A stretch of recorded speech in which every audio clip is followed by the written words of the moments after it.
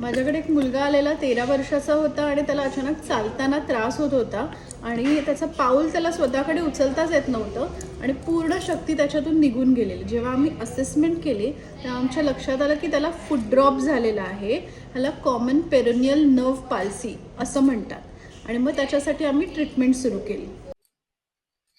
त्याला neuromuscular electrical stimulation आम्ही चालू केलं.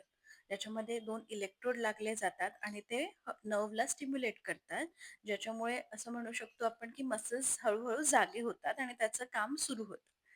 त्याच्याच बरोबर त्याला आम्ही एक्सरसाइजेस दिले, की जेणेकरून हळूहळू त्या पायामध्ये ताकद यायला सुरुवात होईल.